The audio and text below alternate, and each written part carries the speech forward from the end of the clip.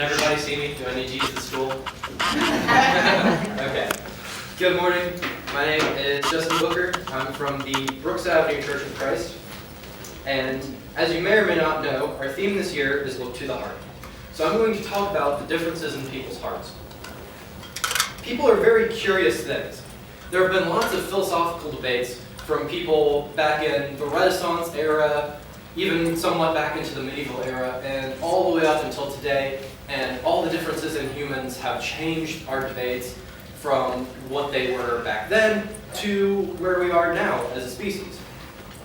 Some people have really, really good hearts. They go to church and on missions, they help the poor, and they give without hesitation, and they don't expect reparations. These are all things that we as Christians are called to do. But then there are the other people in the world, the evil people, the Hitlers and the Mussolinis of the world, the people that commit horrible, horrible atrocities and just can't be ignored. So what makes us so broadly varied from the good people, the good Christians in the world, all the way to Hitler? You don't see rabbits sharing their food with sick rabbits or committing rabbit genocide. They all just kind of hop around and burrow.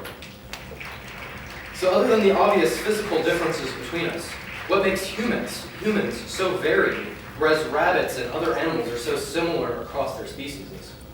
And how can we tell what's in people's hearts when there is such variation in the people that exist today? So, nature versus nurture. Let's go for the first question first. What makes us how we are? Since we know that God made us to be good, that takes care of the nature. He created us good. So, that leaves nurture, or our environment, how we grew up, what we grew up around, who our friends are. And I'd argue that it's how we nurture ourselves that really matter with our walk with Christ. Because I've seen a lot of people and heard a lot of stories that they have grown up horrible, horrible conditions, and yet they're some of the best Christians today.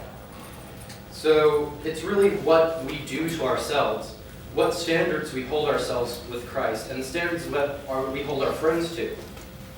Or in other words, our free will. God created us to be good, but He also created us so that we could make our own decisions and not just be mindless bunnies hopping around. Because of that blessing, though, we're a corruptible species. So all of us need to look at each other's hearts to see what our true intentions are, but we also need to be careful about judging. Sometimes we need to look at each other's hearts. Matthew 7:30. Why do you look at a speck of sawdust in your brother's eye and pay no attention to the plank in your own eye? So, judges, you can go ahead and check the relates to theme box. So, that leads me to my next point, the second question. I think Machiavelli summed up the way we look at each other best when he said this: men judge generally more by the eye than by the hand, for everyone can see and few can feel. Everyone sees what you appear to be. Few really know what you are. But as Christians, we're supposed to break away from the status quo of the world and not look at just people's outward appearances. So, how do we get better at not just seeing what's outside and on people's skin and their clothes? Well, the answer is experience and humility. Have you ever seen an older person sitting on a bench chatting away with another older person, and then all of a sudden someone's grandkid just walks up and grabs them and runs away and leaves the other old person on the bench? You would assume that they would know each other, but that's not always the case. My grandpa does this all the time. He will chat your head off if you are a stranger. One time, when I was a kid and my grandparents took me to historic Williamsburg, because I was a nerd and enjoyed that type of thing back then, I was bouncing around place to place. From each little house, if you've ever been there, they have this main street of awesome businesses and silversmiths and blacksmiths, and it's also interesting. But I was bouncing around from place to place, and I wanted to go into a silversmith's shop. But my grandpa didn't want to go, so he was like, okay. He told my grandma to take me in.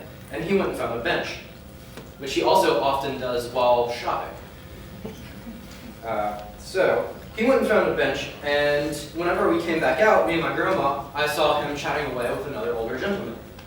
And I looked up at my grandma, and I was like, do we know him?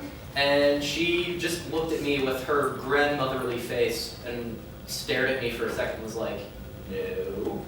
So I was standing there kind of freaking out because to me this was the definition of stranger danger, you know? Someone walks up, I was about to run up to him and karate chop him, but I couldn't really do that because, you know, it was my grandpa. But she just looked at me and said, no, I guess he found a new friend. Through my years of deep thought, I've finally figured out why older people are able to talk to each other the way they are. And the answer is experience and humility. It's not generational, it's not millennials are addicted to their phones. It's that old people know how to talk to people from experience, and they know they're so old that they just can't judge anyone. But on a serious note, experience and humility really are the keys to being able to look at the heart. Experience. With experience, you become more knowledgeable and sympathetic to people's situations, and therefore you are able to look more past what's going on in people's lives and really look down at their hearts.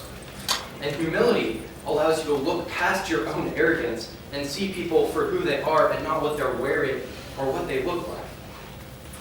I want to end today with a quote and a verse. How can anyone be silly enough to think himself better than other people, because his clothes are made of finer woolen thread than theirs?